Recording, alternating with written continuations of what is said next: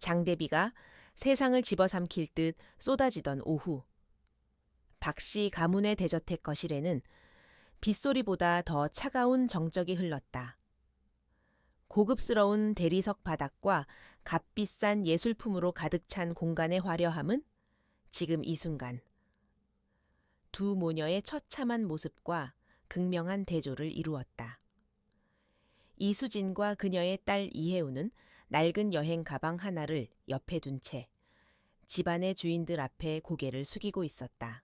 이수진의 오빠인 박진우는 팔짱을 낀 채 경멸적인 시선으로 그들을 내려다보았다. 그의 얼굴에는 일말의 동정심도 찾아볼 수 없었다. 그의 옆에는 딸 박세경이 지루하다는 듯 손톱을 만지작거리며 서 있었고, 가문의 수장인 박태준 회장은 묵직한 가죽 소파에 앉아 모든 상황을 침묵으로 지켜보고 있었다. 그 침묵은 어떤 고함보다도 더 위압적이었다. 박진우가 먼저 입을 열었다. 그의 목소리는 거실의 냉기만큼이나 싸늘했다. 매제가 죽은 지 얼마나 됐다고 벌써부터 재산 이야기를 꺼내는 건가. 네게 돌아갈 몫은 단 하나도 없어. 이 집안의 명예에 먹칠을 하고 멋대로 뛰쳐나간 순간 넌 이미 박씨 가문의 사람이 아니었어. 그는 마치 쓰레기를 보는 듯한 눈빛으로 이수진을 쏘아보았다. 이수진은 떨리는 목소리로 간신히 대답했다. 오빠, 제발 이러지 마세요. 그 사람이 남긴 건 정말 얼마 되지 않아요. 저희 모녀가 잠시 기거할 곳이라도 마련할 수 있게 도와주세요. 혜은이는 이제 막 고등학교를 졸업했다고요. 최소한의 도리는 지켜주셔야죠. 그녀의 눈에는 눈물이 가득 고여 있었지만 필사적으로 흐르지 않게 참고 있었다. 그녀의 애원은 박진우의 비웃음만 살 뿐이었다. 도리 집안의 반대를 무릅쓰고 근본도 없는 놈이랑 눈이 맞아 도망친 여자에게 무슨 도리를 지키라는 건가. 아버지가 너를 다시 받아주신 것만으로도 감지덕지해야 할 판에 이제 와서 돈까지 요구해 정말 뻔뻔하기 짝이 없군. 그의 말 한마디 한마디는 비수처럼 이수진의 가슴에 박혔다. 옆에 있던 박세경이 콧방귀를 뀌며 거들었다. 고모, 주제를 좀 아세요. 여긴 자선 사업하는 곳이 아니잖아요. 그리고 이혜운, 넌 그 잘난 머리로 아직 상황 파악이 안 돼. 내 엄마나 너나 이제 우리 집안이랑 아무 상관없는 사람들이라고? 빨리 그 더러운 짐 챙겨서 우리 집에서 나가줬으면 좋겠는데 그녀는 혜운을 위아래로 훑어보며 노골적인 경멸감을 드러냈다. 모든 대화가 오가는 동안 혜운은 단 한마디도 하지 않았다. 그녀는 그저 젖은 머리카락을 타고 흐르는 빗물을 무심하게 느끼며 굳게 입을 다물고 있었다. 어머니의 떨리는 어깨를 보면서도 사촌의 모욕적인 말을 들으면서도 그녀의 표정에는 어떠한 동요도 없었다. 18살 소녀의 눈이라고는 믿기지 않을 만큼 깊고 차분한 눈빛이었다. 마침내 침묵을 지키던 박태준 회장이 입을 열었다. 그의 목소리는 늙고 지쳐 있었지만 그 안에 담긴 권위는 여전했다. 그만해라. 진우 말대로다. 수진아. 네 남편이 죽은 것은 안타까운 일이다. 하지만 그와 동시에 너와 우리 가문의 마지막 연결고리도 끊어진 것이다. 더 이상 너희에게 내어줄 것은 아무것도 없다. 지금 당장 이 집에서 나가거라. 그것은 최종 선고였다. 이수진은 마지막 희망의 끈이 끊어지는 것을 느끼며 바닥에 주저앉을 뻔했다. 그녀는 아버지를 향해 절규하듯 외쳤다. 아버지, 어떻게 이러실 수 있으세요? 제가 아버지 딸이잖아요. 혜은이는 할아버지의 손녀라고요. 그녀의 목소리는 절망으로 가득 차 갈라지고 있었다. 하지만 박태준의 얼굴은 돌처럼 차가웠다. 호적에서 파낸 지 오래된 딸은 나에게 없다. 내 손녀 또한 마찬가지다.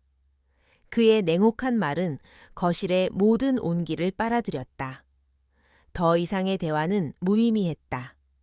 박진우는 기다렸다는 듯이 하인들에게 눈짓했고, 건장한 남자 2명이 다가와 이수진의 팔을 거칠게 잡아 끌었다. 이거 놔 놓으란 말이야. 이수진이 발버둥 쳤지만 소용없었다. 그녀는 속수무책으로 현관문 쪽으로 끌려갔다. 그때까지 미동도 않던 혜운이 움직였다. 그녀는 천천히 자리에서 일어나 낡은 여행 가방을 들었다. 그리고는 비틀거리며 끌려가는 어머니의 뒤를 말없이 따랐다. 그녀의 눈빛은 그 순간 무섭도록 차갑게 빛나고 있었다. 혜우는 자신들을 경멸과 조롱의 눈빛으로 바라보는 박씨 가문 사람들을 한 명 한 명 눈에 새겼다. 비웃고 있는 사촌 박세경, 만족스러운 표정의 외삼촌 박진우, 그리고 끝까지 외면하는 냉정한 할아버지 박태준까지. 그녀는 이 얼굴들을, 오늘 이 순간의 굴욕을 결코 잊지 않으리라 다짐했다. 이것은 끝이 아니라 새로운 시작이 될 것이었다. 펑 육중한 대문이 닫히는 소리와 함께 2 모녀는 세차게 쏟아지는 비 속으로 내던져졌다. 빗물은 순식간에 그들의 온몸을 적셨다. 이수진은 결국 참았던 울음을 터뜨리며 그 자리에 주저앉았다. 모든 것을 잃었다는 절망감이 그녀를 덮쳤다. 남편을 잃고 이제는 친정에서마저 버림받은 그녀에게는 아무런 희망도 남아있지 않았다. 하지만 혜우는 달랐다. 그녀는 빗속에 우뚝 서서 굳게 닫힌 대문을 노려보았다. 그리고는 조용히 어머니에게 다가가 그녀를 부축해 일으켰다. 엄마, 일어나세요. 이런 곳에서 울고 있을 시간이 없어요. 여기서 끝나는 게 아니에요. 절대로. 그녀의 목소리는 빗소리에 묻힐 만큼 작았지만 그 안에 담긴 힘은 강철처럼 단단했다. 이수진은 눈물 어린 눈으로 딸을 바라보았다. 앳된 얼굴의 딸은 어느새 자신보다 더 강한 존재가 되어 있었다. 혜우는 어머니의 젖은 손을 꼭 잡았다. 제가 있잖아요. 엄마, 제가 엄마를 지킬 거예요. 오늘 우리가 겪은 이 수모, 반드시 몇 배로 갚아줄 거예요. 그러니 이제 그만 우시고 저와 함께 가요. 그녀는 어머니를 이끌고 비바람이 몰아치는 거리로 한 걸음 한 걸음 내디뎠다. 저택의 2층 창문에서 박세경이 그들의 비참한 뒷모습을 내려다보며 낄낄거렸다. 꼴 좋네. 저렇게 쫓겨났으니 이제 어디 갈 데나 있을까.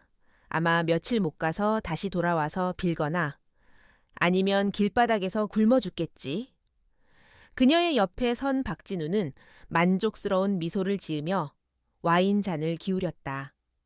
그들에게 2 모녀의 미래는 전혀 중요하지 않았다. 그들은 몰랐다.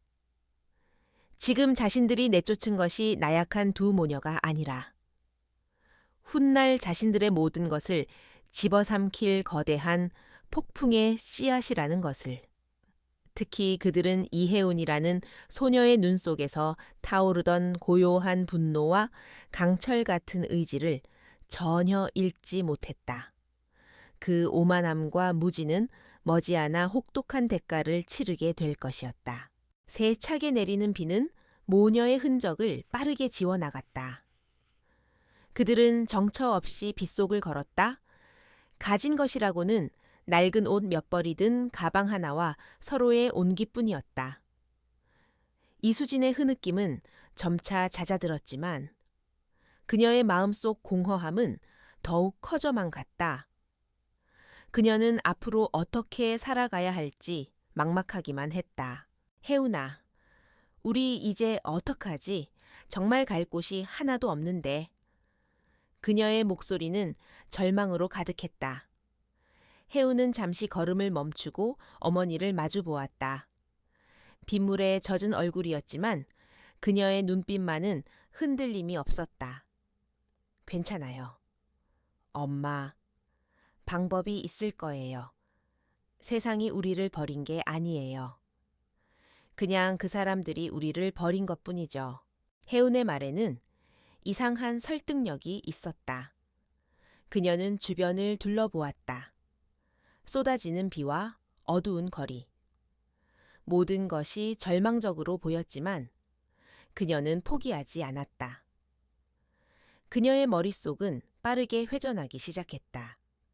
당장 오늘 밤을 보낼 곳, 그리고 내일부터의 생계를 어떻게 이어나갈지에 대한 계획을 세우기 시작했다.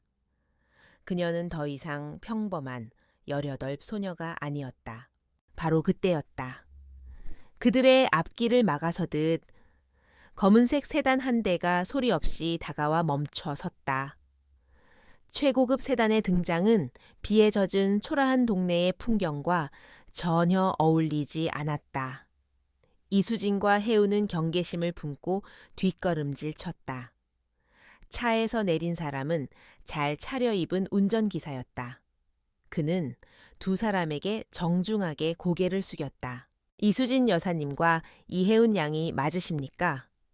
운전기사의 예의, 바른 질문에 이수진은 어리둥절한 표정으로 고개를 끄덕였다. 대체 누가 자신들을 찾고 있는 것인지 짐작조차 할 수 없었다.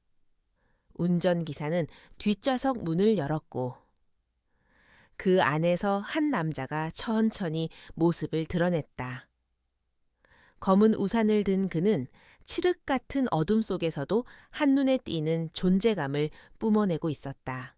그 남자는 값비싼 맞춤 정장을 입고 있었고 그의 얼굴은 무심하면서도 깊은 카리스마가 느껴졌다.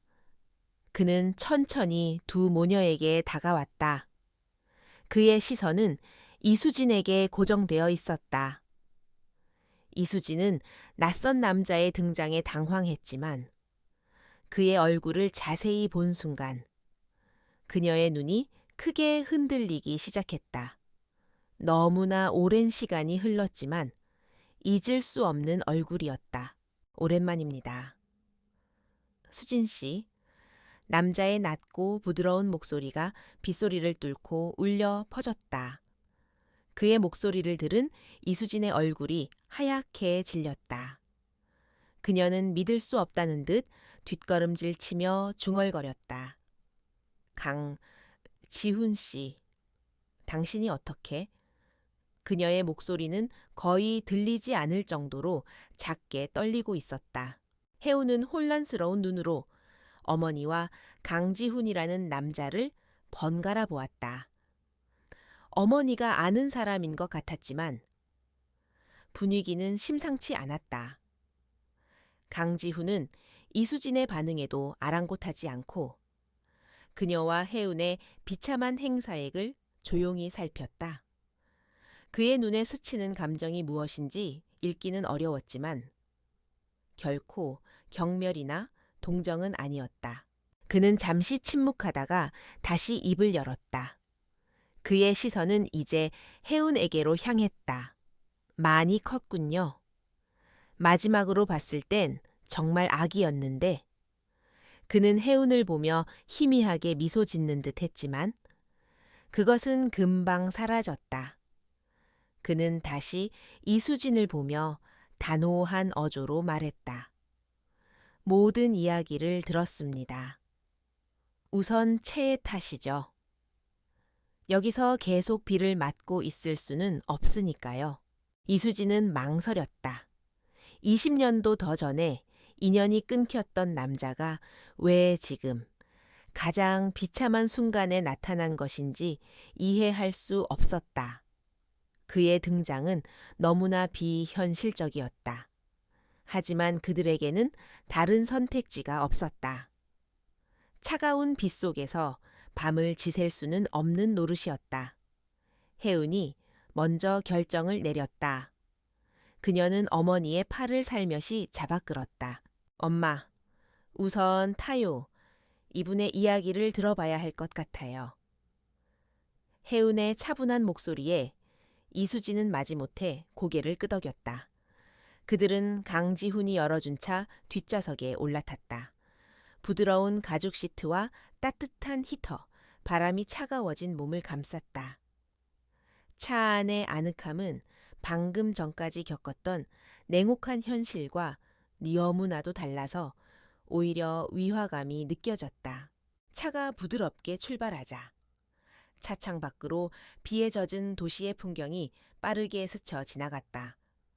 차 안에는 무거운 침묵이 흘렀다. 이수지는 여전히 충격에서 벗어나지 못한 채 창밖만 바라보고 있었고 혜우는 조용히 강지훈을 관찰했다. 그는 누구일까? 그리고 왜 자신들을 찾아온 것일까? 그녀의 머릿속에는 수많은 질문이 떠올랐지만 섣불리 입을 열지는 않았다. 강지훈은 그런 혜운의 시선을 느끼고 있었지만 아무 말도 하지 않았다. 그는 그저 앞을 응시할 뿐이었다. 한참의 침묵 끝에 그가 먼저 입을 열었다. 그의 목소리는 여전히 차분했다. 당분간 지낼 곳을 마련해 두었습니다. 편안하게 쉬면서 마음을 추스르세요. 그리고 앞으로의 일은 그때 가서 천천히 이야기하도록 하죠. 그의 말은 거부할 수 없는 힘을 가지고 있었다. 이수지는 무어라 반박하려 했지만 지친 몸과 마음은 더 이상 저항할 기력을 허락하지 않았다. 그녀는 그저 눈을 감고 시트에 몸을 기댔다. 혜우는 어머니의 손을 잡아주며 창밖으로 보이는 거대한 저택의 불빛을 바라보았다. 운명의 수레바퀴가 예기치 못한 방향으로 굴러가기 시작했음을 그녀는 직감적으로 느끼고 있었다. 박씨 가문에서 쫓겨난 그 폭풍 우 치던 밤. 절망의 끝에서 시작된 기묘한 만남은 두 모녀의 인생을 송두리째 바꿔놓을 거대한 서막에 불과했다. 강지훈의 차는 서울의 밤거리를 유령처럼 미끄러져 나아갔다. 차 안은 바깥 세상의 폭풍우가 거짓말인 것처럼 고요하고 아늑했다. 이수지는 복잡한 심경으로 차창에 비친 자신의 초라한 모습을 바라보았다. 흠뻑 젖은 머리카락, 낡고 해진 옷, 절망으로 얼룩진 얼굴. 몇 시간 전까지만 해도 상상조차 할 수 없었던 남자의 옆자리에 앉아 있다는 사실이 현실감 없게 느껴졌다. 그녀의 머릿속은 온통 강지훈이라는 남자에 대한 생각으로 가득 찼다. 20여 년 전 모든 것을 뒤로하고 사랑하는 사람과 도망쳤을 때 그녀는 강지훈과의 인연도 끝났다고 생각했다. 그는 그녀가 속했던 세계의 사람이었고 그녀가 버린 세계의 상징과도 같은 존재였다. 그런데 왜 하필 지금? 그녀의 인생이 가장 밑바닥으로 추락한 순간에 그가 나타난 것일까? 혜우는 어머니의 혼란을 감지했지만 아무것도 묻지 않았다. 대신 그녀는 백미러를 통해 비치는 강지훈의 얼굴을 조용히 관찰했다.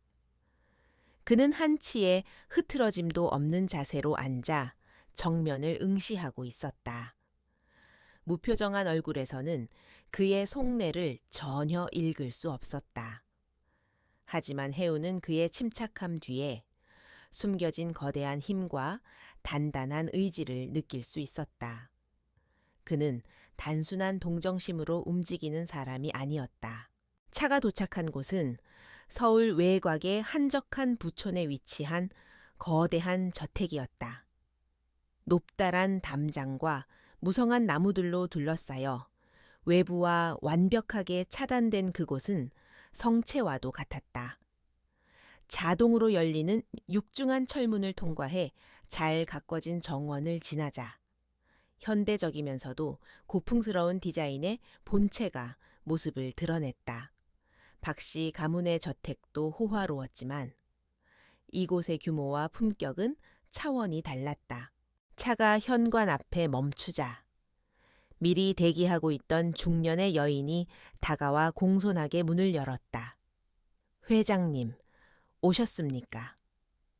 그녀는 강지훈에게 짧게 인사한 뒤 이수진과 해운을 향해 부드러운 미소를 지었다. 두 분, 오시느라 고생 많으셨습니다. 저는 이 댁의 살림을 맡고 있는 오 집사라고 합니다. 어서 안으로 드시지요. 이수진은 얼떨결에 차에서 내려 저택 안으로 들어섰다. 따뜻하고 은은한 조명이 가득한 실내는 바깥의 비바람이 닿지 않는 별세계였다. 높은 천장과 넓은 공간, 최고급 가구와 예술품들이 조화롭게 배치되어 있었다. 모든 것이 비현실적으로 느껴져 그녀는 마치 꿈을 꾸고 있는 것 같았다. 해운 역시 거대한 저택의 위용에 잠시 압도되었지만 곧 평정을 되찾고 주변을 냉철하게 살폈다. 오 집사는 두 사람을 따뜻한 물이 준비된 욕실로 안내했다. 우선 씻으시고 준비된 옷으로 갈아입으세요. 따뜻한 식사도 바로 차려드리겠습니다. 그녀의 친절하고 노련한 태도는 두 모녀의 긴장감을 조금이나마 풀어주었다. 욕실에는 이미 새 옷과 각종 편의용품이 완벽하게 구비되어 있었다. 이 모든 것이 강지훈의 치밀한 준비에 이루어졌음을 알 수 있었다.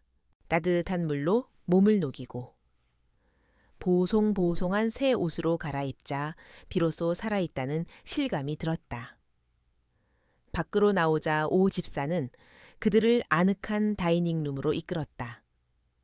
테이블 위에는 김이 모락모락 나는 정갈한 한식 한 상이 차려져 있었다. 며칠 만에 처음으로 마주하는 따뜻한 음식 앞에서 이수지는 또다시 눈시울이 붉어졌다. 해우는 그런 어머니의 어깨를 가만히 다독여 주었다. 식사를 마칠 무렵 옷을 갈아입은 강지훈이 다이닝룸으로 들어왔다. 그는 이전보다 한결 편안한 차림이었지만 특유의 카리스마는 여전했다. 그는 맞은편 의자에 앉으며 입을 열었다. 몸은 좀 괜찮으십니까? 그의 질문에 이수지는 고개를 숙인 채 작게 대답했다. 네, 감사합니다. 하지만 이게 대체 어떻게 된 일인지 강지훈은 잠시 침묵하다가 오랫동안 준비해온 이야기를 꺼내듯 말했다. 우선 박 회장 댁에서 있었던 일에 대해서는 유감스럽게 생각합니다. 진작에 당신을 찾았어야 했는데 너무 늦었군요. 그의 목소리에는 희미한 자책감이 묻어 있었다. 그는 수년간 사람을 풀어 이수진의 행방을 수소문해 왔지만 그녀가 의도적으로 숨어버린 탓에 찾기가 쉽지 않았다고 덧붙였다. 이수진은 고개를 들어 그를 바라보았다. 왜 저를 찾으셨죠? 우리 사이는 이미 오래전에 끝났잖아요.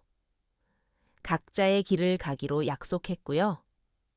그녀의 목소리에는 여전히 경계심이 가득했다. 과거의 상처가 그녀를 쉽게 마음 열지 못하게 만들고 있었다. 그녀는 이 갑작스러운 호의 뒤에 무엇이 있는지 알 수 없어 불안했다. 강지훈은 그녀의 눈을 피하지 않고 똑바로 마주 보았다. 당신 남편 이정훈 씨의 소식은 들었습니다. 힘든 시간을 보냈을 텐데 위로의 말을 전합니다. 그는 잠시 말을 끊고는 무언가 결심한 듯 말을 이었다. 수진 씨, 나는 당신에게 빚을 졌습니다. 당신이 아니었다면 지금의 나도 이 아우라 그룹도 없었을 겁니다. 그 빚을 갚을 기회를 주었으면 합니다. 그의 말에 이수진의 눈이 흔들렸다. 빚이라는 단어는 그녀가 잊고 있던 과거의 한 조각을 수면 위로 끄집어냈다. 하지만 그 기억은 너무나 희미하고 아득했다. 그녀는 혼란스러운 표정으로 그를 바라보았다. 옆에서 모든 대화를 듣고 있던 혜운의 눈빛이 날카로워졌다. 그녀는 강지훈이라는 인물과 어머니의 과거에 어떤 중대한 사건이 있었음을 직감했다. 이수진은 떨리는 목소리로 물었다. 무슨 빚을 말씀하시는 거예요? 저는 기억나지 않아요. 그녀는 정말로 기억하지 못하는 듯 했다. 강지훈은 씁쓸한 미소를 지었다. 당신은 늘 그랬죠. 남에게 베푼 것은 쉽게 잊어버리는 사람. 하지만 나는 단 한순간도 잊은 적이 없습니다. 그는 더 이상 자세한 설명은 하지 않았다. 대신 그는 현실적인 이야기로 화제를 돌렸다. 이곳은 제가 개인적으로 사용하는 별채입니다. 보안이 철저하니 안심하고 지내셔도 됩니다. 박씨 가문 사람들이 당신들을 해코지할 일은 없을 겁니다. 제가 그렇게 두지 않을 테니까요. 그의 목소리에는 절대적인 자신감이 담겨 있었다. 대한민국 최고의 부와 권력을 가진 남자의 약속은 그 어떤 것보다도 든든했다. 혜운이 처음으로 입을 열었다. 그녀의 목소리는 나이답지 않게 차분하고 명료했다. 회장님, 저희에게 이런 호의를 베푸시는 이유를 조금 더 구체적으로 설명해 주실 수 있나요? 어머니가 말씀하신 것처럼 세상에 대가 없는 호의는 없다고 들었습니다. 저희는 회장님께 아무것도 해드릴 수 있는 게 없습니다. 그녀는 강지훈의 의도를 정확히 파악하고 싶었다. 강지훈은 어린 소녀의 당돌한 질문에 놀란 기색 없이 오히려 흥미로운 눈빛으로 혜운을 바라보았다. 이름이 혜운이라고 했지요. 어머니를 많이 닮았지만 눈빛은 그보다 더 강하군요. 그는 잠시 혜운을 지그시 바라보다가 대답했다. 네, 말이 맞다. 대가 없는 호의는 없지. 내가 바라는 대가는 당신들 모녀가 더 이상 세상의 부당함에 상처받지 않고 행복하게 살아가는 것이다. 그것은 너무나 이상적인 대답이었지만 그의 진심이 느껴져 혜우는 더 이상 반박할 말을 찾지 못했다. 강지훈은 자리에서 일어났다. 오늘은 너무 피곤할 테니 푹 쉬도록 하세요.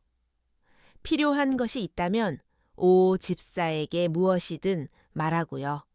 앞으로의 계획에 대해서는 당신들이 마음의 준비가 되면 그때 다시 이야기 나누겠습니다. 그는 그 말을 남기고 조용히 다이닝룸을 나갔다. 강지훈이 떠난 후에도 두 모녀는 한동안 말없이 앉아 있었다. 너무나 많은 일이 한꺼번에 벌어져 정신을 차릴 수가 없었다. 이수진은 여전히 과거의 기억과 현재의 상황 사이에서 방황하고 있었다. 그녀는 혼잣말처럼 중얼거렸다. 내가 지훈 씨에게 대체 무슨 일을 했었다는 거지. 그녀의 얼굴에는 깊은 혼란이 서려 있었다. 혜우는 그런 어머니의 손을 잡았다. 엄마, 지금은 아무 생각하지 마세요. 일단 오늘 밤은 여기서 안전하게 지낼 수 있잖아요.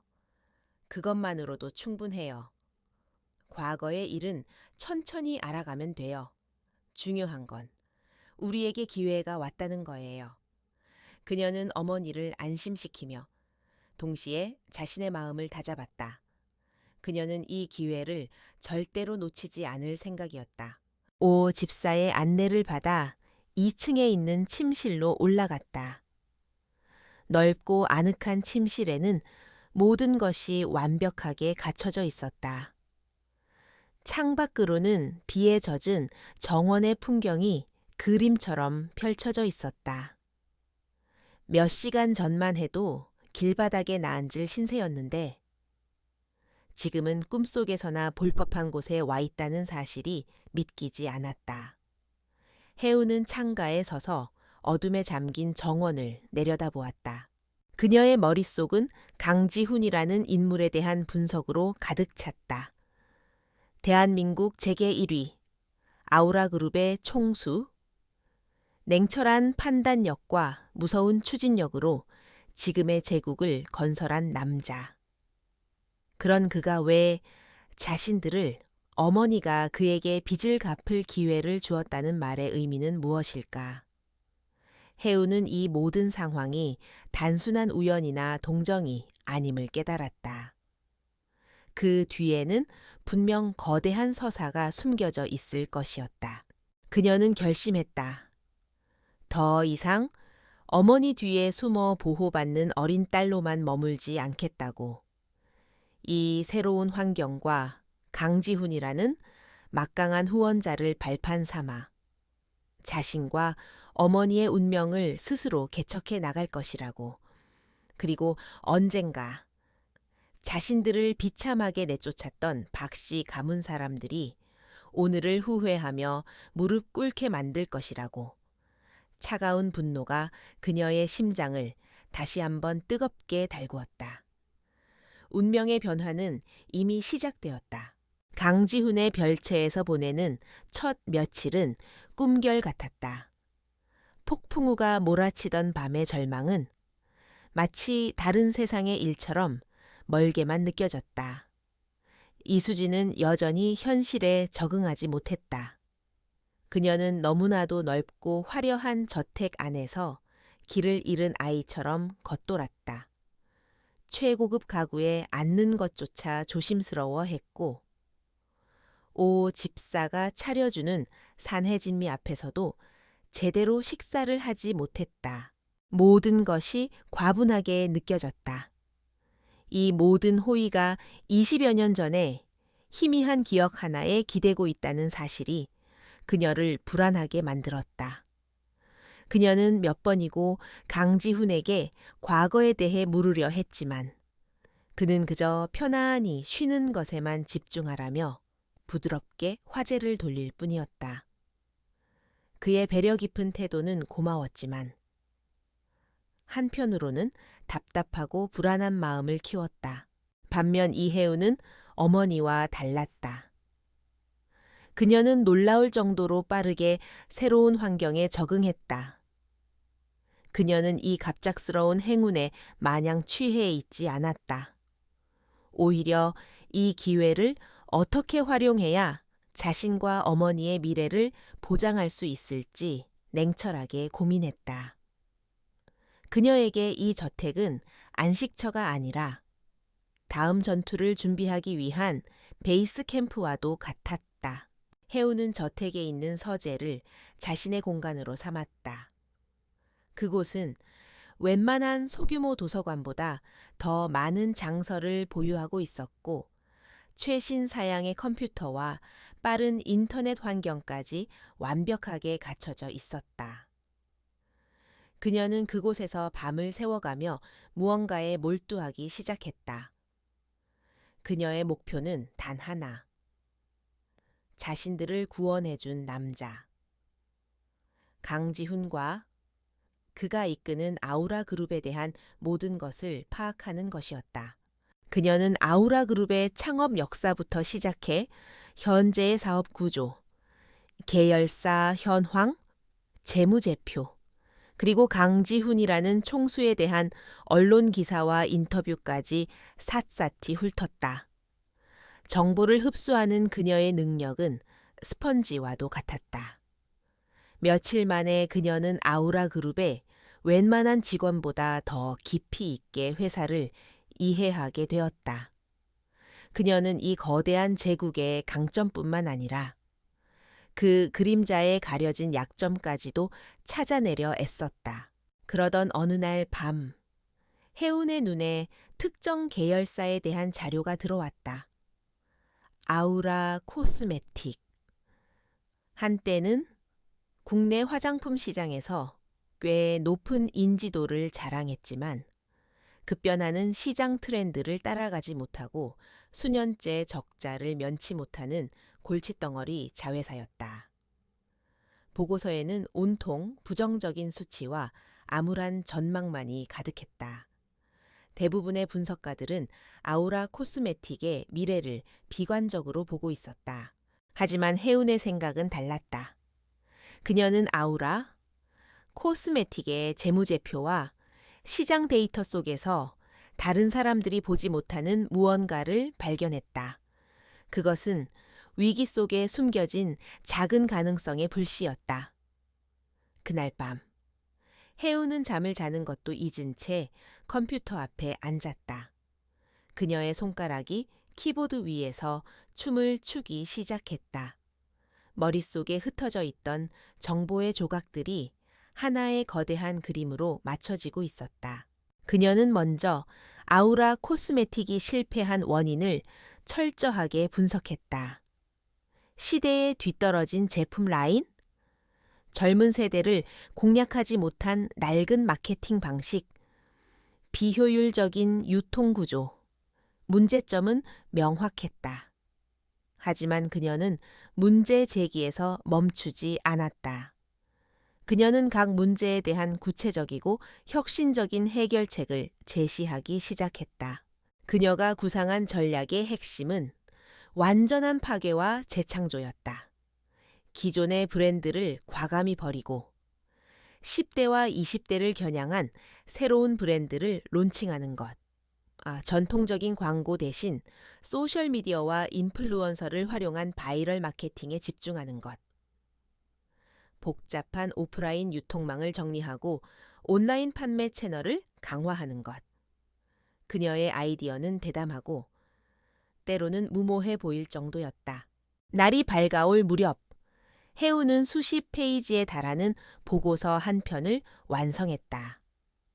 제목은 아우라 코스메틱 회생 전략 제안서. 전문가가 작성했다고 해도 믿을 만큼 논리 정연하고 데이터에 기반한 분석이었지만 그 안에는 기존의 틀을 깨는 소녀의 신선하고 대담한 시각이 담겨 있었다. 그녀는 완성된 보고서를 프린트하며 잠시 망설였다. 과연 자신이 이런 것을 강지훈 회장에게 보여줘도 되는 걸까? 18살 소녀의 칙이 어린 생각으로 무시당하지는 않을까? 하지만 그녀는 곧 고개를 저었다. 이대로 가만히 앉아 그의 처분만 기다릴 수는 없었다. 자신과 어머니가 단지 동정의 대상이 아니라 그에게 도움이 될 수 있는 존재라는 것을 증명해야만 했다. 그녀는 보고서를 들고 조용히 서재를 나섰다. 해우는 강지훈이 매일 밤늦게까지 서재에서 업무를 본다는 것을 알고 있었다. 그녀는 그의 책상 위에 보고서를 조심스럽게 올려놓았다. 그리고는 아무 일 없었다는 듯 자신의 방으로 돌아왔다. 공은 이제 그에게 넘어갔다. 심장이 세차게 뛰었지만 그녀는 자신의 선택을 후회하지 않았다. 이것은 그녀가 던진 첫 번째 승부수였다. 그날 밤 서재로 돌아온 강지훈은 책상 위에 놓인 낯선 서류 뭉치를 발견했다. 처음에는 비서실에서 보낸 보고서 중 하나라고 생각했다. 그는 피곤한 몸을 의자에 기대며 무심코 첫 페이지를 넘겼다. 아우라 코스메틱 회생 전략 제안서. 그의 눈썹이 살짝 위로 올라갔다. 골칫덩어리 계열사에 대한 보고서라니. 그는 큰 기대 없이 보고서를 읽어 내려가기 시작했다. 하지만 페이지를 넘길수록 그의 표정은 급격하게 변해갔다. 무심함은 호기심으로, 호기심은 놀라움으로, 그리고 마침내는 경탄으로 바뀌었다. 보고서의 분석은 날카로웠고 문제의 핵심을 정확하게 꿰뚫고 있었다. 무엇보다 그가 감탄한 것은 해결책이었다. 기존의 경영 컨설턴트들이 내놓는 판에 박힌 제안과는 차원이 다른 창의적이고 과감한 전략들이 가득했다. 그는 보고서에서 눈을 뗄 수가 없었다. 이 보고서를 작성한 사람은 아우라 코스메틱의 내부 사정뿐만 아니라 화장품 시장의 최신 트렌드와 소비 심리까지 완벽하게 파악하고 있었다. 그는 단번에 이 보고서가 자신의 직원이나 외부 컨설턴트의 작품이 아니라는 것을 직감했다. 이토록 신선하고 대담한 발상은 기성세대의 머리에서는 나올 수 없는 것이었다. 그의 뇌리를 스치는 단 한 사람의 얼굴이 있었다. 설마 그는 믿을 수 없다는 생각에 보고서를 다시 한번 훑어보았다. 그리고는 자리에서 일어나 곧장 해운의 방으로 향했다. 그는 방문을 가볍게 노크했다. 잠시 후 문이 열리고 잠옷 차림의 해운이 모습을 드러냈다. 그녀는 그의 갑작스러운 방문에 조금 놀란 듯했지만 이내의 침착함을 되찾았다. 강지훈은 손에 들고 있던 보고서를 그녀에게 내밀었다. 이거 네가 쓴 건가? 그의 목소리에는 감출 수 없는 흥분과 기대가 섞여 있었다. 해운은 담담하게 고개를 끄덕였다. 네, 맞습니다. 서재에 있는 자료들을 참고해서 제 생각을 정리해 본 것뿐입니다. 혹시 방해가 되었다면 죄송합니다. 그녀의 태도는 겸손했지만 눈빛만은 그의 의도를 정확히 꿰뚫어 보고 있었다. 강지훈은 잠시 말을 잃었다. 그는 눈앞의 소녀를 새로운 눈으로 바라보았다. 앳된 얼굴에 세상의 풍패에 시달려 보호가 필요할 것 같던 그 소녀가 아니었다. 그의 앞에는 날카로운 지성과 비범한 통찰력을 가진 숨겨진 보석이 서 있었다. 그는 박씨 가문 사람들이 얼마나 어리석은 실수를 저질렀는지 깨달았다. 그들은 자신들의 발밑에 묻혀있던 다이아몬드 원석을 스스로 걷어차버린 것이었다. 그는 희미한 미소를 지으며 해운에게 말했다. 방해라니. 당치 않은 소리. 오히려 엄청난 것을 발견한 기분이야. 그는 보고서를 다시 한번 내려다보았다. 이 보고서에 담긴 내 생각, 조금 더 자세히 들어볼 수 있을까 내일 아침. 내 사무실에서 말이야. 그것은 단순한 제안이 아니었다. 운명의 방향을 바꾸는 새로운 장의 시작을 알리는 선언과도 같았다. 해우는 조용히, 그러나 힘차게 고개를 끄덕였다. 그녀의 잠재력이 마침내 세상 밖으로 나올 기회를 잡은 순간이었다. 다음 날 아침, 해우는 강지훈의 비서가 운전하는 차를 타고 서울 중심부에 위치한 아우라그룹 본사로 향했다. 하늘을 찌를 듯 솟아있는 거대한 유리 건물은 그 자체만으로도 압도적인 위용을 자랑했다. 로비에 들어서자 최고급 대리석 바닥과 거대한 미디어 아트월이 그녀를 맞았다. 바쁘게 오가는 직원들은 모두 세련된 옷차림에 자신감이 넘쳤다. 그들은 앳된 소녀가 회장 비서의 안내를 받으며 고장 최고층으로 향하는 엘리베이터에 오르는 것을 의아한 눈으로 쳐다보았다.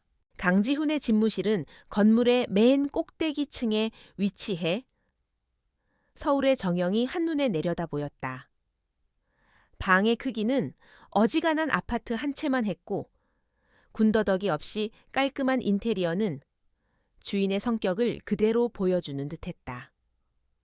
강지훈은 거대한 통유리 창 앞에 서서 팔짱을 낀 채 도시를 내려다보고 있었다. 해운의 기척을 느낀 그가 천천히 돌아섰다. 그의 눈빛은 어젯밤보다 한층 더 깊어져 있었다. 왔구나. 앉아라. 그는 책상 맞은편의 의자를 가리켰다. 해운은 긴장한 기색 없이 자리에 앉아 그를 마주보았다. 강지훈은 곧장 본론으로 들어갔다. 네가 어젯밤에 준 보고서 밤새도록 다시 한번 검토해봤다. 볼수록 감탄하게 되는군. 단순히 참신한 아이디어를 넘어 실현 가능성과 구체적인 실행 계획까지 담겨 있어. 그는 해운의 재능을 아낌없이 칭찬했다. 그리고는 그는 누구도 예상치 못할 파격적인 제안을 꺼내놓았다. 그래서 말인데, 이해운 양, 네가 직접 한번 해보는 건 어떻겠나? 그의 말에 해운의 눈이 순간적으로 커졌다. 제가 직접 하라니요? 그녀가 되물었다. 강지훈은 진지한 표정으로 말을 이었다. 아우라 코스메틱 내부에 전략 부흥 TF팀을 신설할 생각이다. 그리고 그 팀의 정원을 너에게 맡기고 싶다. 그것은 실로 엄청난 제안이었다. 대한민국 재계 1위 그룹의 회장이 고등학교를 갓 졸업한 18살 소녀에게 수년째 적재 허덕이는 계열사의 운명을 맡기겠다는 것이었다. 그는 필요한 예산과 인력, 그리고 자신의 이름을 건 전폭적인 지원을 약속했다. 단 하나의 조건은 모든 결과에 대한 책임 역시 그녀가 져야 한다는 것이었다. 해운은 잠시 숨을 골랐다. 그녀는 강지훈이 자신을 시험하고 있음을 알았다. 이것은 단순한 기회가 아니라 그녀의 모든 것을 걸어야 하는 거대한 도박이었다. 실패할 경우 그녀는 물론이고 그녀를 믿어준 강지훈까지도 큰 타격을 입게 될 것이었다. 하지만 그녀의 마음속에는 두려움보다 뜨거운 무언가가 끓어오르고 있었다. 이것은 어머니와 자신의 운명을 되찾을 절호의 기회였다. 하겠습니다. 해운은 망설임 없이 대답했다. 그녀의 목소리에는 흔들림이 없었다. 회장님께서 저를 믿고 기회를 주신다면 제 모든 것을 걸고 반드시 성공시키겠습니다. 그녀의 당찬 대답에 강지훈의 입가에 만족스러운 미소가 번졌다. 그는 자신이 사람을 잘못 보지 않았음을 확신했다. 그는 즉시 비서를 통해 관련 부서에 TF팀 구성을 지시했다. 하지만 이 결정은 당연하게도 그룹 내부의 거센 반발을 불러일으켰다. 긴급 소집된 임원 회의에서 보수적인 성향의 늙은 임원들은 강하게 반대하고 나섰다. 회장님, 제정신이십니까? 애송이 계집애 하나에게 회사 하나를 통째로 맡기겠다니요. 이건 경영이 아니라 도박입니다. 한 원로 임원이 얼굴을 붉히며 소리쳤다. 다른 임원들도 저마다 우려와 불만을 쏟아냈다. 그들의 눈에 비친 해운은 그저 회장의 갑작스러운 변덕, 혹은 숨겨진 사연이 있는 누군가의 딸일 뿐이었다. 강지훈은 모든 반발을 차가운 눈으로 지켜보다가 나직하지만 단호한 목소리로 말했다. 이 프로젝트의 성공 여부는 내가 책임집니다. 여러분은 그저 내 결정을 따르기만 하면 됩니다. 만약 이 프로젝트가 실패한다면 내가 가진 모든 것을 걸겠습니다. 더 이상 이해 있습니까? 그의 서슬퍼런 기세에 회의장은 순식간에 조용해졌다. 그렇게 해운은 공식적으로 아우라 코스메틱 전략 부흥 TF팀의 팀장이 되었다. 강지훈은 약속대로 그녀에게 최고의 팀원들을 붙여주었다. 업계 최고의 실력을 가졌지만 성격은 까칠하기로 유명한 마케팅 전문가 차도윤 팀장, 수십 년 경력의 베테랑 제품 개발자 김성철 부장, 그리고 날카로운 분석력을 자랑하는 재무 분석가 이지수 대리. 그들이 해운의 첫 팀원이었다. TF팀의 첫 회의 분위기는 냉랭하기 그지 없었다. 팀원들은 자신들의 새로운 상사가 고등학생처럼 보이는 어린 소녀라는 사실에 노골적인 불신과 의구심을 드러냈다. 특히 마케팅 팀장인 차도유는 팔짱을 낀 채 비꼬는 투로 말했다.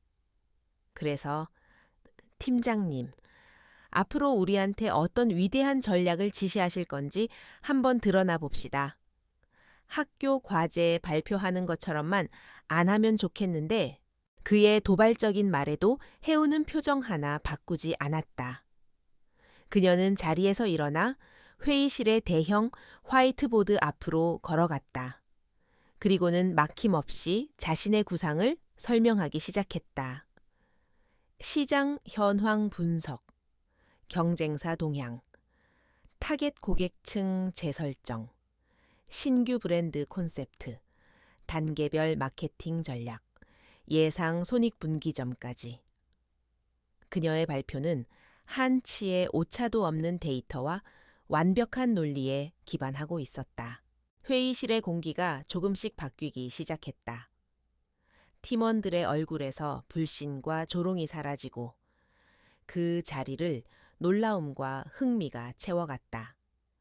특히 해운이 경쟁사, 즉 태양그룹의 화장품 브랜드 소라르의 약점을 정확히 지적하고 그것을 역이용하는 카운터 전략을 제시했을 때 차도윤의 눈이 번뜩였다. 그는 해운이 보통 내기가 아님을 직감했다. 회의가 끝날 무렵 해운은 팀원들을 향해 말했다. 저는 여러분의 경력과 전문성을 존중합니다. 제가 가진 것은 데이터와 전략뿐입니다. 이것을 현실로 만들어 주실 분들은 바로 여러분입니다. 저를 믿고 따라와 주신다면 3개월 안에 시장에 우리가 어떤 존재인지 증명해 보이겠습니다. 그녀의 진심 어린 말에 굳어있던 팀원들의 마음이 조금씩 움직이기 시작했다. 한편 아우라그룹의 파격적인 인사에 대한 소문은 재계에 빠르게 퍼져나갔다. 그리고 그 소식은 태양그룹의 박진우 사장과 그의 가족들에게도 당연히 들어갔다. 그날 저녁, 박씨 가문의 저녁 식사 자리에서 박세경이 태블릿 PC를 보며 경멸적으로 웃었다. 아빠, 이것 좀 봐요. 웃겨 죽겠네. 강지훈 회장이 이해운을 아우라 코스메틱 책임자로 앉혔대요. 미친 거 아니야. 박진우는 기사를 읽어보고는 콧방귀를 뀌었다. 뻔하지. 강지훈이 옛정 생각해서 불쌍한 모녀를 걷어주더니 이제는 장난감까지 사준 모양이로군. 하긴 그 머리로 뭘 알겠어. 아마 몇 달 못 가서 회사 말아먹고 쫓겨나겠지. 그는 해운의 능력을 철저히 무시했다. 그에게 해운은 그저 멍청한 여동생의 더 멍청한 딸일 뿐이었다. 박태준 회장 역시 못마땅한 표정으로 혀를 찼다. 강지훈 회장도 늙었나 보군. 여자에게 빠져서 공과 사를 구분하지 못하다니. 아우라 코스메틱이 우리 솔라의 경쟁 상대라고 가소롭기 짝이 없는 소리다. 그들은 자신들이 내쫓은 소녀가 이제 자신들의 심장을 겨누는 비수가 되어 돌아왔다는 사실을 꿈에도 상상하지 못했다.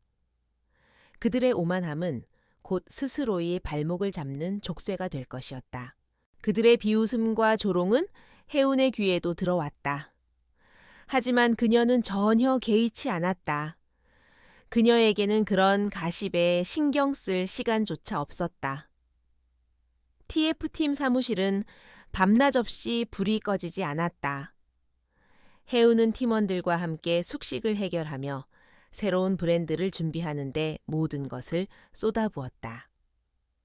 그녀의 열정과 비범한 리더십에 처음에는 반신반의하던 팀원들도 점차 그녀를 진심으로 따르기 시작했다. 어느 늦은 밤, 모두가 퇴근한 사무실에 홀로 남은 해운은 거대한 화이트보드 앞에 섰다. 보드에는 새로운 브랜드의 로고 시안과 마케팅 슬로건, 그리고 복잡한 일정표가 가득했다. 그녀는 붉은색 마커를 들어 경쟁사 분석란에 적힌 태양그룹, 솔라라는 글자 위에 커다란 원을 그렸다. 그것은 조용한 선전포고였다. 쫓겨난 소녀의 방역은 이제 막 시작되고 있었다. 해운이 이끄는 TF팀이 새로운 브랜드를 론칭하기까지는 정확히 3개월이 걸렸다. 그녀는 브랜드의 이름을 엘리시아로 정했다. 고대 신화 속 낙원을 의미하는 이름처럼 모든 여성에게 이상적인 아름다움을 선사하겠다는 포부를 담았다. 론칭 방식은 파격 그 자체였다. 거액을 들여 톱스타를 기용하고 대규모 발표회를 여는 업계의 관행을 따르는 대신 해운은 모든 마케팅 예산을 온라인에 쏟아부었다. 론칭 당일. 수십 명의 유명 뷰티 인플루언서들이 동시에 엘리시아 제품에 대한 리뷰 영상을 업로드했다. 조작된 광고가 아닌 그들의 진솔한 사용 후기는 순식간에 10대와 20대 사이에서 폭발적인 반응을 불러일으켰다. 가성비, 최고의 인생템. 대기업 제품이라고는 믿기지 않는 신선한 감각이라는 찬사가 쏟아졌다. 한정 수량으로 진행된 온라인 사전 판매는 단 10분 만에 전 제품이 매진되는 기염을 토했다. 엘리시아의 성공은 단순한 행운이 아니었다. 해운이 밤을 새워가며 분석한 시장 데이터에 기반한 철저한 전략의 결과였다. 그녀는 젊은 세대가 더 이상 브랜드의 이름값이나 스타 마케팅에 의존하지 않고 제품의 실제 품질과 진정성 있는 소통을 중시한다는 점을 정확히 꿰뚫어 보았다. 엘리시아의 성공은 화장품 업계에 새로운 패러다임을 제시한 사건이었다. 이 소식은 태양그룹에 즉각적인 충격파를 던졌다. 엘리시아의 매출이 수직 상승하는 만큼 그들의 주력 브랜드 솔라의 매출은 곤두박질쳤다. 특히 젊은 고객층의 이탈이 심각했다. 처음 해운의 도전을 비웃었던 박진우 사장은 당혹감을 감추지 못했다.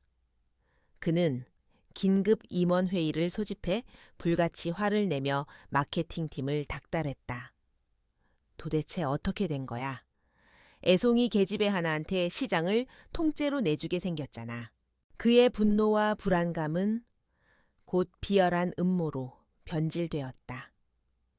정상적인 방법으로는 엘리시아의 돌풍을 막을 수 없다고 판단한 그는 더럽고 추악한 수단을 동원하기로 결심했다. 그의 첫 번째 공격은 온라인상의 흑색 선전이었다.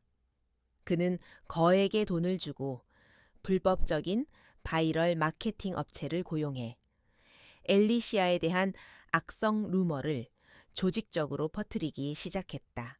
얼마 지나지 않아 각종 뷰티 커뮤니티와 SNS에는 엘리시아 제품을 비방하는 글들이 동시다발적으로 올라왔다. 제품을 사용하고 심각한 피부 트러블이 생겼다는 거짓 후기, 인체에 유해한 성분이 검출되었다는 가짜 뉴스. 심지어는 회사가 인플루언서들을 매수해 여론을 조작했다는 음모론까지 퍼져나갔다.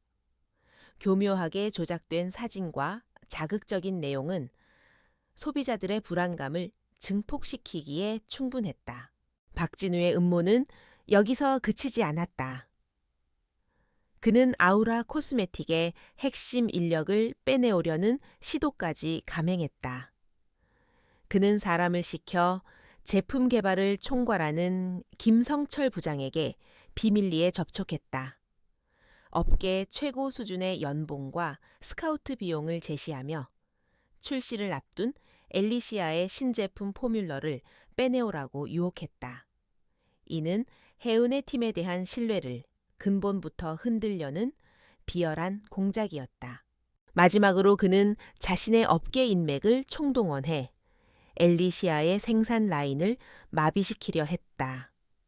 그는 원자재 공급업체와 화장품 용기 제조업체들에게 압력을 넣어 아우라 코스메틱과의 거래를 끊도록 종용했다. 당장 생산에 차질이 생기면 폭발적인 수요를 감당하지 못하고 브랜드 이미지가 추락할 것이라는 계산이었다. 삼중으로 가해지는 공격에 해운의 TF팀은 창립 이래 최대의 위기를 맞았다. 악성 루머가 퍼지면서 소비자 상담실에는 항해 전화가 빗발쳤고 일부 판매처에서는 제품을 반품하겠다는 연락이 오기 시작했다. 팀 내부에서는 김성철 부장에 대한 스카우트제의 소문이 퍼지면서 서로를 의심하는 분위기가 조성되었다.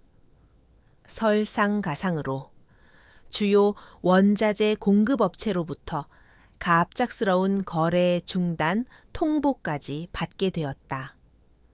사방이 적으로 둘러싸인 듯한 압박감의 팀원들은 동요하기 시작했다. 하지만 해운은 흔들리지 않았다. 그녀는 이런 비열한 공격이 있을 것임을 이미 예상하고 있었다. 위기 상황에서 그녀의 리더십은 더욱 빛을 발했다. 그녀는 당황하는 팀원들을 소집해 침착하게 말했다. 이 모든 것은 우리의 성공에 대한 경쟁사의 두려움이 만들어낸 발악일 뿐입니다. 흔들리지 마십시오. 위기는 우리를 더 강하게 만들 것입니다. 지금부터 방역을 시작합니다. 그녀는 가장 먼저 악성 루머에 정면으로 대응했다. 변명하거나 루머를 덮으려고만 하지 않았다. 오히려 모든 것을 투명하게 공개하는 방식을 택했다. 그녀는 즉시 엘리시아 전 제품의 성분 분석표와 공인기관의 안전성 검사 결과를 공식 홈페이지에 게시했다. 또한 제품 개발 책임자인 김성철 부장과 함께 직접 라이브 방송에 출연해 소비자들의 질문에 실시간으로 답변했다. 라이브 방송에서 해운은 차분하지만 단호한 목소리로 말했다. 엘리시아는 그 어떤 것과도 타협하지 않지만 단 한 가지, 고객의 안전과 신뢰와는 절대로 타협하지 않습니다. 저희는 제품의 안전성에 대해 모든 것을 걸 수 있습니다. 그녀의 진솔하고 당당한 태도에 의심의 눈초리를 보내던 소비자들의 마음이 움직이기 시작했다. 오히려 이 사건을 계기로 엘리시아는 정직한 브랜드라는 이미지를 얻게 되었다. 기업 스파이 시도에 대해서는 더욱 영리하게 대처했다. 사실 김성철 부장은 박진우 측의 접촉을 받자마자 즉시 해운에게 모든 사실을 보고했다.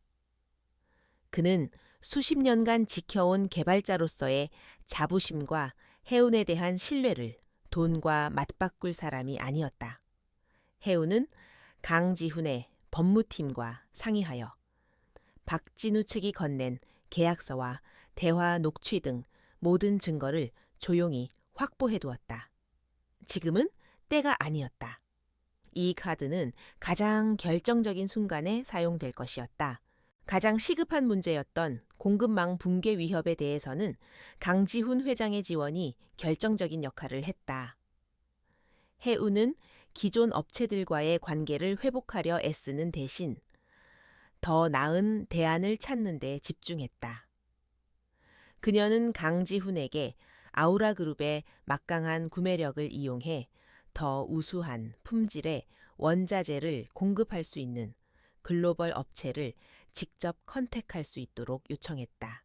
강지훈은 해운의 요청을 전적으로 수락했다. 아우라그룹의 이름으로 움직이자. 이전과는 비교도 할 수 없을 만큼 좋은 조건으로 새로운 공급 계약들이 체결되었다. 박진우의 방해 공작은 역설적으로 엘리시아가 더 안정적이고 품질 좋은 공급망을 갖추게 되는 계기를 만들어준 셈이었다. 해우는 위기를 기회로 바꾸는데 완벽하게 성공했다. 몇 주 후 TF팀 사무실은 다시 안정을 되찾았다.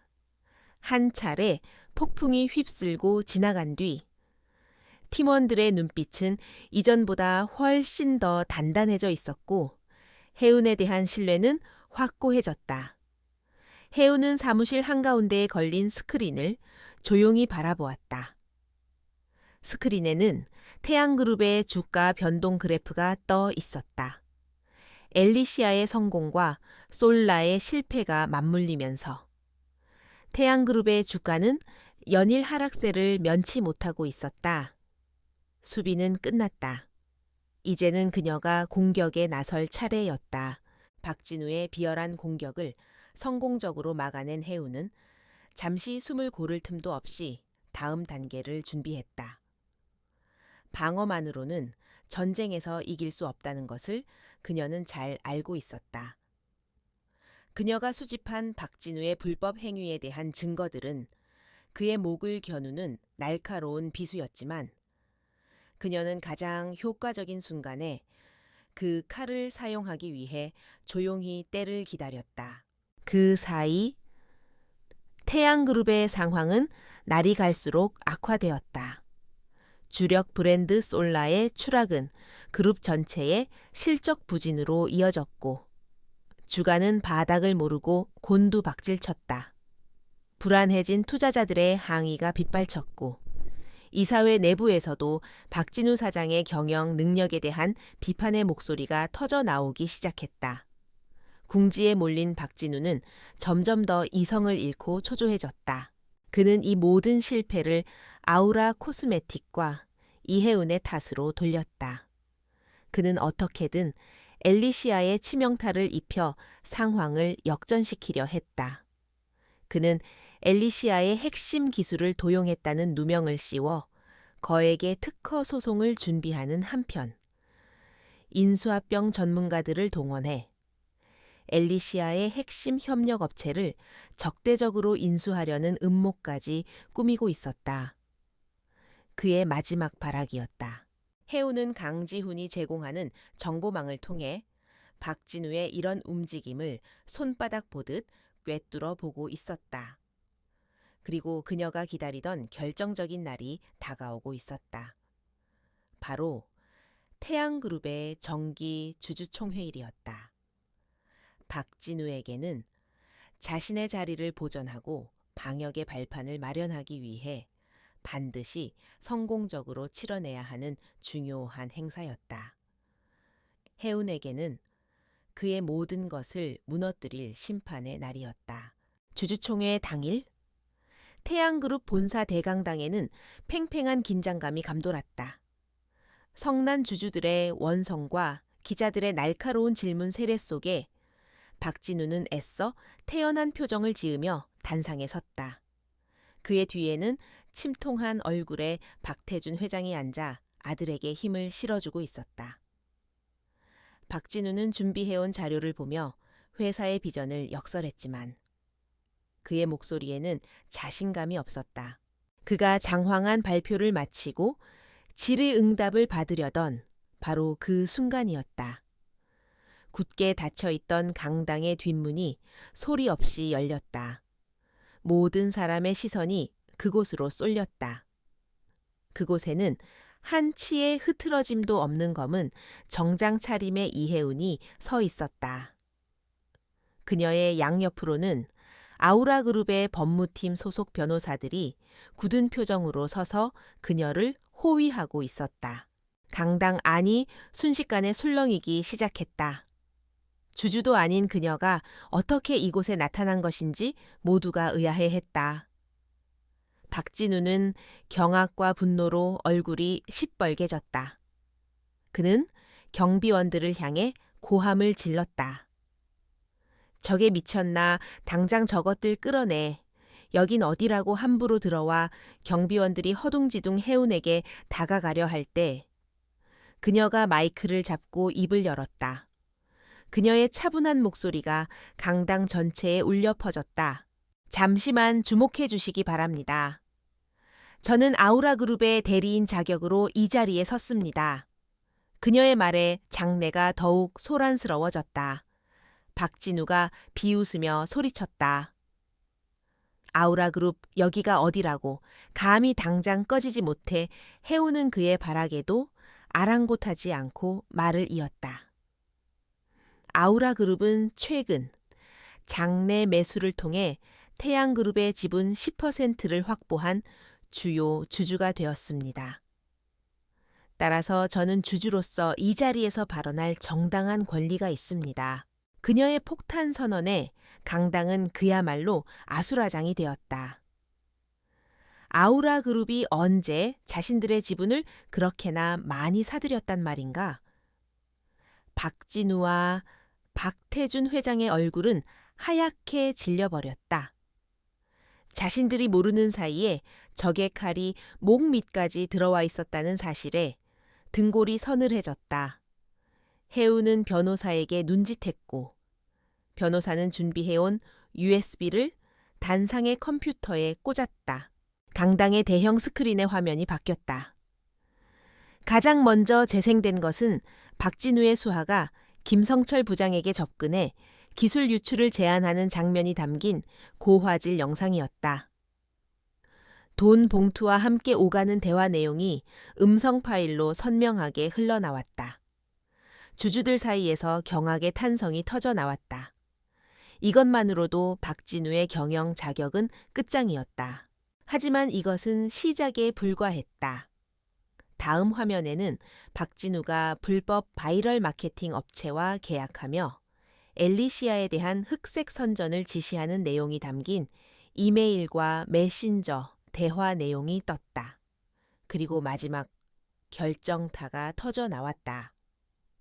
지난 수년간 박진우가 회사의 자금을 빼돌려 개인 계좌로 송금한 내역, 법인카드를 이용해 해외 원정 도박을 한 기록, 페이퍼 컴퍼니를 설립해 비자금을 조성한 정황까지 담긴 회계 자료가 스크린을 가득 채웠다.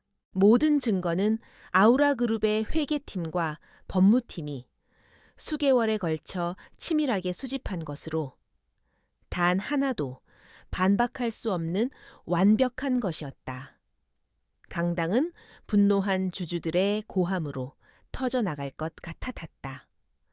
사기꾼 당장 자리에서 내려와 우리 돈으로 도박을 해 저놈을 감옥으로 보내라. 박진우는 새하얗게 질린 얼굴로 거짓말이야. 전부 조작된 거라고 아우라가 우리 회사를 집어삼키려는 음모야. 라고 미친 사람처럼 소리쳤다. 하지만 그의 발악을 믿어주는 사람은 아무도 없었다. 모든 것을 지켜보던 박태준 회장은 충격에 몸을 제대로 가누지 못하고 의자에 쓰러지듯 주저앉았다. 평생을 바쳐 이룩한 자신의 왕국이 가장 믿었던 아들의 손에 의해 산산조각 나는 모습을 그는 만견자실하게 바라볼 뿐이었다. 그의 시선이 단상 아래에 선 해운에게 닿았다. 차갑고 고요한 눈으로 이 모든 상황을 지켜보는 손녀의 모습에서 그는 자신이 감히 범접할 수 없는 거대한 존재를 적으로 돌렸음을 깨달았다. 바로 그때 강당의 문이 다시 열리며 검찰 수사관들이 들이닥쳤다. 아우라 그룹 법무팀이 주주총회가 시작됨과 동시에 검찰에 박진우를 고발했던 것이다.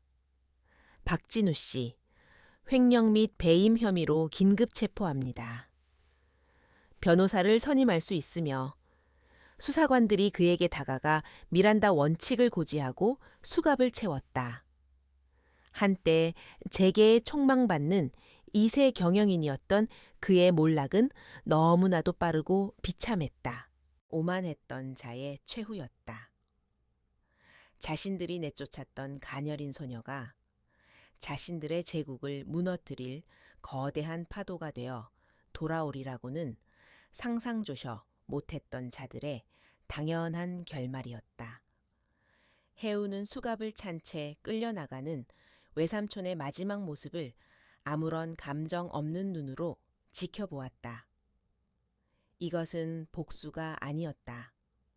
그저 정의를 제자리에 돌려놓는 과정일 뿐이었다.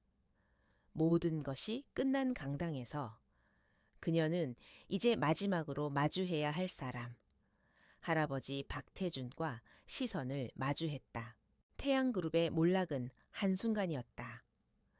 박진우 사장이 주주총회 현장에서 긴급 체포되자 그룹의 주가는 회복 불가능한 수준으로 폭락했고 결국 상장 폐지 수순을 밟았다. 평생을 바쳐 일군 제국이 무너지는 것을 눈앞에서 목격한 박태준 회장은 충격으로 쓰러져 병원에 입원했다. 한때 대한민국 재계를 호령했던 명문가의 이름은 부패와 비리의 상징으로 전락하여 사람들의 입에 오르내렸다. 언론은 연일 태양그룹 스캔들을 대서특필했다. 그리고 그 중심에는 혜성처럼 등장한 18살의 천재 소녀 이혜은이 있었다.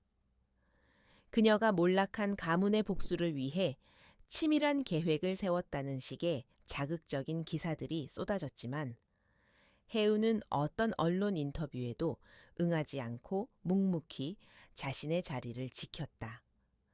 그녀에게는 해야 할 일이 아직 남아 있었다. 며칠 후 혜은은 어머니 이수진과 함께 박태준 회장이 입원한 병실을 찾았다. 쫓겨난 이후 처음으로 아버지를 마주하는 이수진의 얼굴에는 복잡한 감정이 서려 있었다. 병실 문을 열자 링거를 꽂은 채 앙상하게 마른 모습으로 침대에 누워있는 늙은 아버지가 보였다.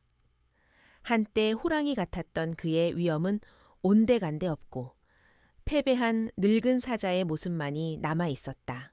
박태준은 딸과 손녀의 모습을 보고는 마른 기침을 몇 번 하더니 힘겹게 몸을 일으키려 했다. 혜운이 다가가 그의 등을 부축했다. 그는 앙상한 손으로 혜운의 손을 잡았다. 그의 손은 미세하게 떨리고 있었다. 그는 한참 동안 아무 말 없이 두 사람의 얼굴을 번갈아 바라보다가 갈라진 목소리로 힘겹게 입을 열었다. 내가 다 잘못했다. 그것은 그가 평생 누구에게도 해본 적 없는 사과였다. 내가 어리석었다. 늙은 욕심에 눈이 멀어 진실을 보지 못했고 내 아들놈이 괴물이 되어가는 것도 몰랐다. 수진아, 이 애비가 미안하다. 그리고 너, 혜운아, 이 할애비가 너를 알아보지 못했다. 정말 미안하다. 그의 눈가에서 마침내 마른 눈물 한 방울이 흘러내렸다. 평생 듣고 싶었던 아버지의 사과였지만 이수진의 마음은 이상하게도 평온했다. 이미 너무 많은 것이 부서지고 너무 많은 시간이 흘러버린 뒤였다. 그녀는 원망도, 동정도 아닌 담담한 목소리로 말했다. 이제 와서 사과하셔도 소용없어요. 아버지, 저희는 이제 아버지의 딸과 손녀가 아니에요. 저희는 저희의 삶을 살 거예요. 그러니 아버지는 아버지의 죗값을 치르며 사세요. 그녀의 말은 용서가 아니었지만 그 어떤 용서보다 더 완전한 이별의 선언이었다. 그녀는 비로소 자신을 올가매던 박씨, 가문의 딸이라는 굴레에서 완전히 벗어난 것이다. 혜우는 아무 말 없이 할아버지의 손등을 가만히 토닥여 주었다. 그리고는 어머니와 함께 조용히 병실을 나섰다. 그들의 등 뒤로 박태준 회장의 나지막한 흐느낌 소리가 들려왔다. 병원 복도에서 이수진은 참았던 숨을 길게 내쉬었다. 그녀의 얼굴에는 후련함과 함께 새로운 시작에 대한 희미한 미소가 떠올랐다. 그녀는 딸의 손을 잡으며 말했다. 고맙다. 혜운아, 네 덕분에 엄마가 아주 긴 악몽에서 깨어난 것 같아. 혜운은 말없이 어머니의 손을 마주 잡았다.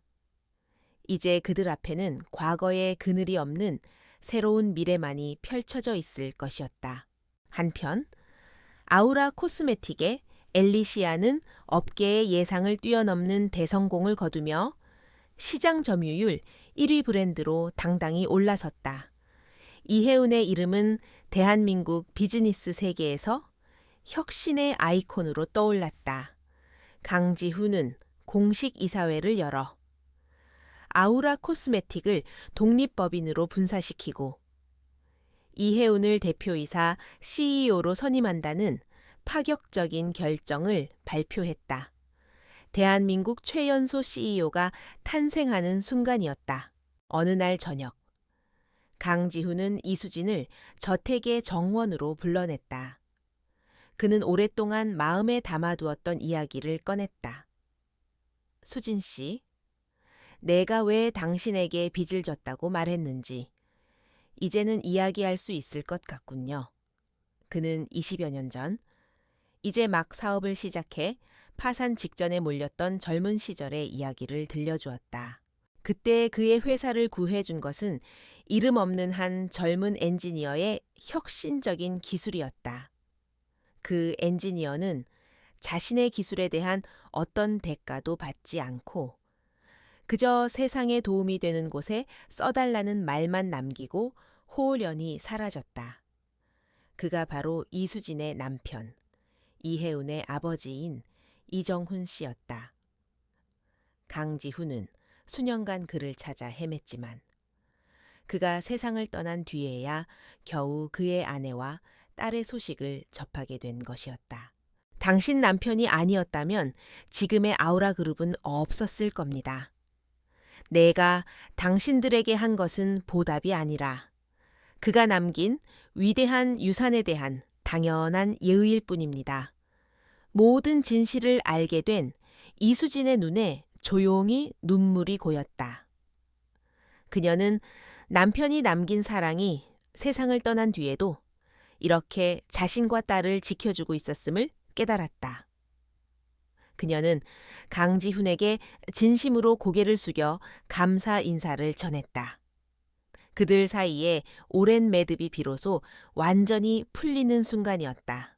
1년 후 서울의 스카이라인이 한눈에 내려다 보이는 고급 아파트의 테라스에서 혜운과 수진이 나란히 서서 떠오르는 아침 해를 바라보고 있었다.